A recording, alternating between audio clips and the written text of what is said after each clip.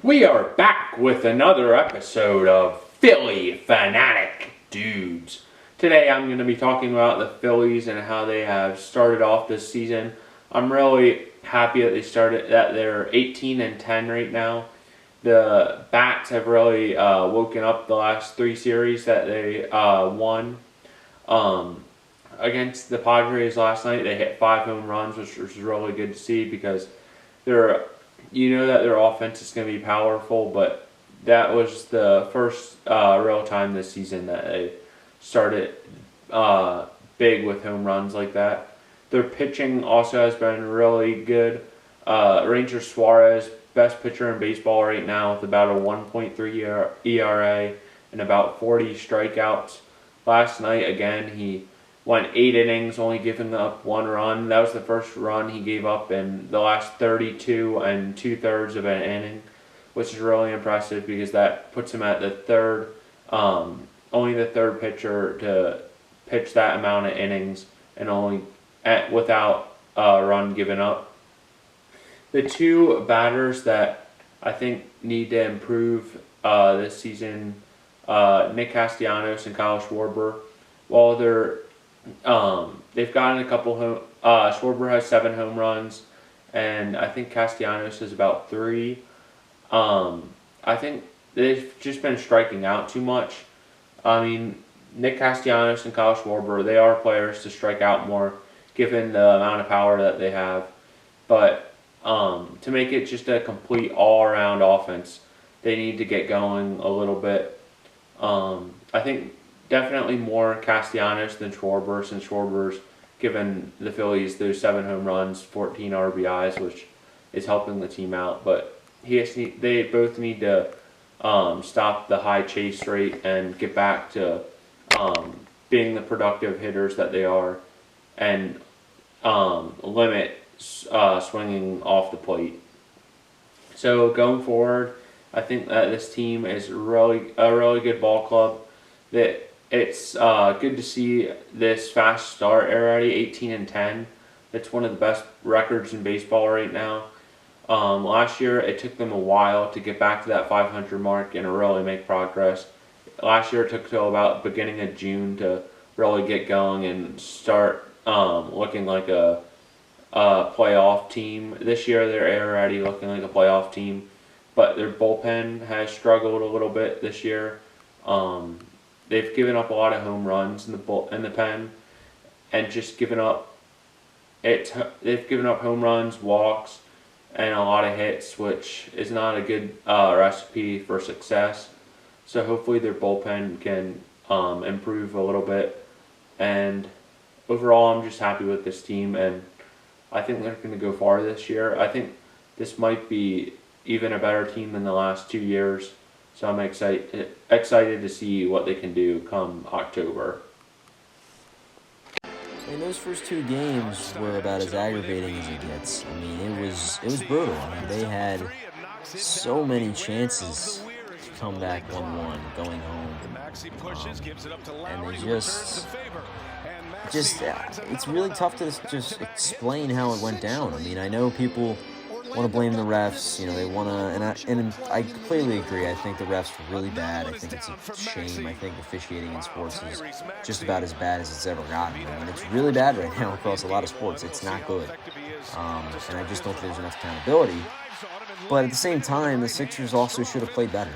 They were up with you just got to play smarter. I mean, I know there were some missed calls. I get it, but at the same time, the Sixers also didn't play that well. Outside of Maxey and Embiid, no one else showed up in those 2 games. Like, nobody. I mean, you can't win basketball games with 2 guys. You just can't. Like, yes, I understand that Maxey and Embiid are the big 2, but, Tobias Harris has been terrible. I mean, he's been just dreadful, and it's been really the story of this entire year where he's just inconsistent, and you just can't rely on him. And I mean, I know he gets a lot of hate from the fans, but there's some reason to that. He just hasn't been very good. He's been bad. I mean, for what you're paying him, you expect him to be a big-time producer in this team. He's just not. And you look at the rest of the role players, and they just aren't stepping up enough. This team can't win on 2 guys. They just can't, because you're just putting too much pressure on Maxey and Embiid. And Embiid was Embiid was solid in both games. I wouldn't say he was unbelievable, but he's also not far off the injury. I think he's doing what he can. I mean, I don't think you can ask for that much more from him. I mean, Maxey's been really good. I think game 1 he wasn't the best, but game 2 he was really good. I mean, I don't really understand. I mean, I know that they're down 2-0. They still got a shot, but I mean, they are in a big hole right now. And game 2 was a brutal loss in every term of the word. I mean, they really they lost a heart wrencher, and recovering from that as a team is really brutal. I mean, I know they're going back home now, but it's going to take a lot to flush a loss like that. It's not like you got. I mean, honestly, you'd prefer to be blown out because at least you didn't beat yourself. Because the Sixers had that game 1 and they threw it away. And while the refs did not help by any means, and I think they were really bad, and all that considered, I mean, they still didn't play good down the stretch. They should have played better. And it's the same old story with the Sixers every year where, I really want to believe in them. I really want to believe this can be the year. They can really make a deep postseason run, but there's no full trust in them. There just isn't. They haven't given any full reason for people to really trust them when it comes to these situations, because it's the same thing every year. And I love Embiid, I love Maxey. I think they've done everything they can, but I just don't know if this team right now where it is good enough to win it all. Like, even if they somehow get past the Knicks, I mean, I don't know if they beat the Celtics. I mean, I don't know. Right now, the way Tobias is playing he's supposed to be your number 3 arguably on the team. I mean, I guess Oubre's your 3, but I mean, Tobias is supposed to be your 3 or 4, and he's playing more like a number 2 or 3 off the bench. I mean, he's been brutal. He just isn't good anymore. He's not good right now. And I look at the rest of this team, and you're not going to get another big game from Batum like you got in the play-in, most likely. I mean, but that's why they won. Batum stepped up. I mean, they haven't had that in these 2 games, and it sucks. And I don't know really what else to say, but it's a heart-wrenching loss. I want to believe they can come back, but I mean, they've really given us no reason to believe that they're going to come back. So, I'm going to be there, I'm going to watch, and I'm going to root them on, and I really want to believe that Embiid and Maxey are going to lead the way and get this series back on track. But the way it is right now, I mean, I can't tell anyone that I feel 100% confident that they're going to bounce back, because that's about as bad as a loss as you can get in a playoff game. So, I believe in Nick Nurse. I really do. I believe in him as a coach. I believe in this team.